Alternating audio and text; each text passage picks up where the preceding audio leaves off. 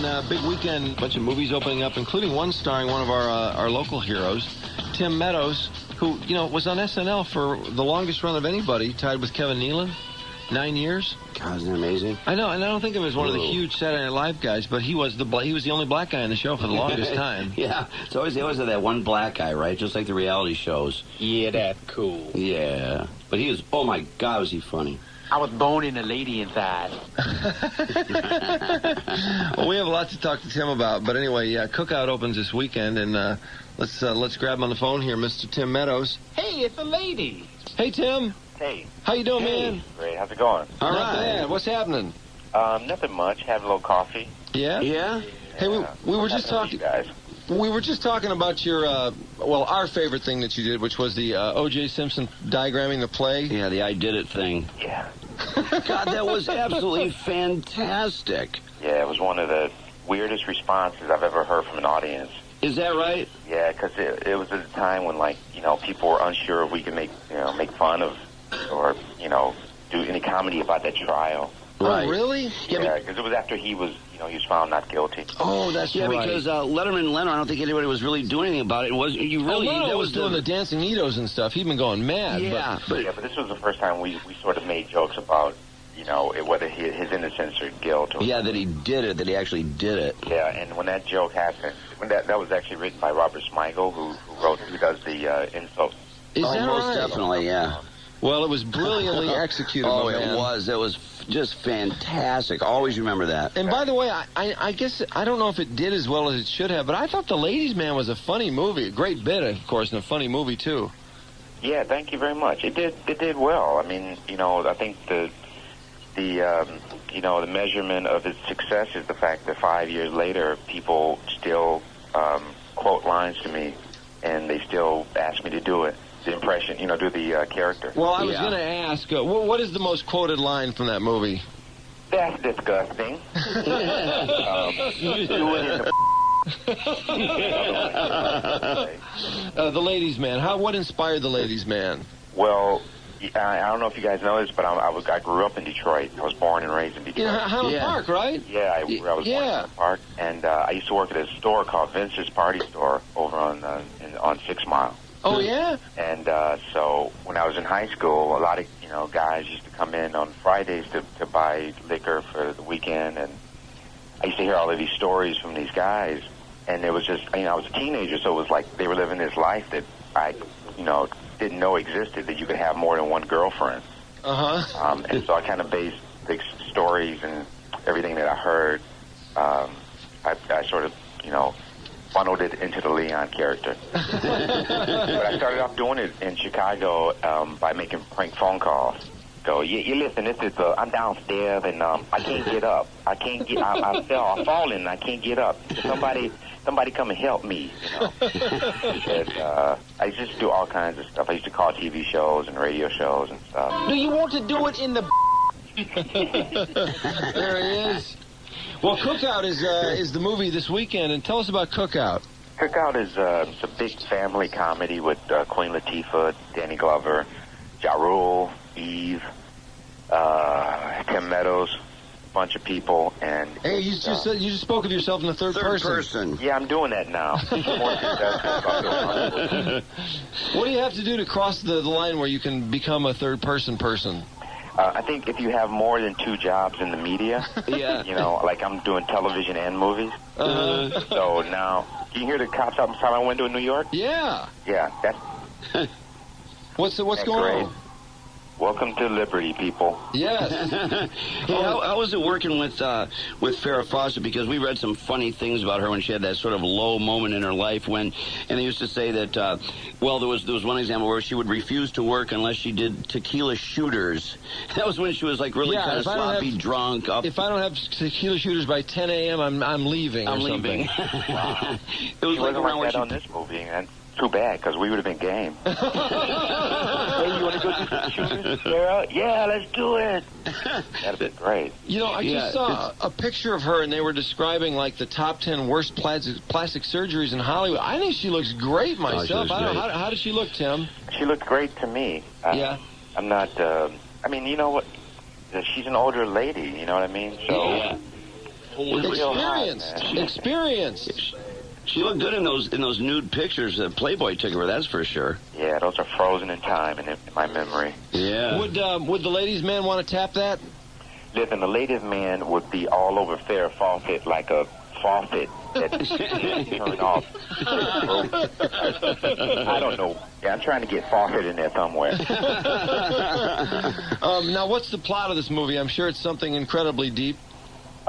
Yes, it's very deep. You know, I should probably shut the window. I'm in New York. You guys know that, right? Yeah, what is it, the Republican convention gone mad or something? Yeah, I don't know. They're probably getting ready to arrest somebody. I hope they're not coming up here. I'm in Times Square. I'm like in a hotel in Times Square, so it's kind of loud. Oh, sorry, guys. How is it a pain in the ass to have all that going on in New York right now? It's crazy. I got to tell you, the only thing I can really relate to it was growing up in Detroit during the riots. 67. Yeah, I mean, it's like, you know, cops everywhere, streets are shut down. Wow, There's no weird. curfew, but You know, I didn't think you were old enough to even remember that. I'm an old dude. Yeah, are you? Yeah, graduated in '79 from Pershing High. Well, you were on SNL forever and ever and ever. Yeah, that's why I'm an old dude. You know, I was reading out of the SNL book, and you're pretty generous. Some guys really lay into some people, but yeah, you're pretty nice. Chevy Chase, for example, you talk about how you liked him, even though he was calling everyone else idiots. But of course, he never called you an idiot. Yeah. So it was easier to like him. Yeah, when he treats you great. Yeah, you know, I had a lot of respect for Chevy. You know, even though he could be negative and everything, but it's sort of like I have to give some respect to people that have paved the way for me and the people that are in that room. You know what I mean? I didn't understand what a guy coming back like that. It seems like it'd be a lot of fun. Like, you're an alumni coming back to school, and yet it sounded like he just tore everybody a new ass. I think that's just the way he was used to being. You know, I think he was that way when he was there. I mean, I think everybody was like that when he was there. It was a bunch of really funny, smart, angry people. Oh, yeah, angry being the key word. Yeah. Mm-hmm. The other one that you mentioned in the book that was really cracked me up was you talk about Steven Seagal being a guest host. Oh, yeah, Steven Seagal. Yeah, it was just that he'd, halfway during the week he'd ask, like, he wanted one scene taken out and another one put in because he thought the other one was funnier. He asked me, did I think the scene that was in the show was funny? And I said, yeah, I think it's a funny scene. And he said, why is it funny? And I was trying to explain to him why it was funny, and he was just sort of looking at me like I was speaking a foreign language. And then I just realized that you can't explain something that, you can't explain comedy to somebody that doesn't have a sense of humor. Yeah, so true. Do you remember what skit what credentials does he have? What skit was it? Do you remember offhand? I think it was the sketch with Rob Schneider that was the copy machine guy. Well, how did you argue with that? Funny. The whole nation was repeating it. Well, that was hilarious. Yeah, I don't remember. I can't say for sure that was it. Well, either way, he had no business getting involved with that. How ridiculous. Yeah. Like, leave the work to the professionals. Yeah, that's it. Step aside, my man. Yeah. We're talking to Tim Meadows. Tim from a local guy from Detroit, Highland Park. And Tim's got a big movie out this weekend called Cookout with a lot of famous people. Queen Latifah, Jonathan Silverman, Farrah Fawcett, Eve, and Danny Glover. That's quite a cast. Yeah, it's really cool. And it was really nice working with Danny Glover, who didn't really know that I was in the movie. I don't think he even knew who I was. He didn't realize I was in the movie until I was delivering lines to him. Where are you on the billing on this? It's sort of like equal billing, I guess. It's like such a big, moved cast. It's almost like one of those Cannonball Run movies, Yeah. So it's fun. Hey, were you there when Farley took the dump out the window? Yes. Yeah, we kept hearing about that, and whether that was true or not, we've had several SNL people say, yeah, that happened, and here you are, another one of them. Yeah, it was a true story. Now, I've seen Farley I saw him do a lot of things, and he always did it to make people laugh, Yeah. He never did it just because he wanted to be disgusting. And the thing I really loved about him was, like, whenever regardless of who it was, whenever he met somebody, he always made them laugh, Yeah. Especially kids, I know. What a terrible shame for him. Oh, God, I used to love him. Wow. Yeah, I did too. He got into it with Jay Moore, too, didn't he? Didn't they have a wrestling match? Yeah, they had a couple, because because Jim Downey, who's the head writer, and Al Franken used to sort of like, egg him on and say, because both of those guys wrestled in high school, I guess. Yeah, Jay thought he was a pretty hot-shot wrestler. I just read his book. Yeah, I read that too, yeah. And so I saw those wrestling matches. I was in the writer's room when that was happening. Farley beat him the first time. And then and then I didn't see the second one. I just heard about it. Did Jay win the second one? Yeah. Jay won the second one. That's what I thought. Yeah. I can't understand that. I think Jay's really funny. It's so weird to me that he just couldn't cut through Saturday Night Live at all whatsoever. It was a rough couple years there, and it was a big cast, and there was a lot of changes going on. And like you saw in the book, Jay was going through personal things, too, that sort of didn't keep him focused on the show. And that's one of the things I learned from being there, the amount of time that I was there, was that it was a place that you really had to dedicate yourself completely to. You couldn't just come in and hope that, you're going to become a star, or you hope you're going to be treated fairly.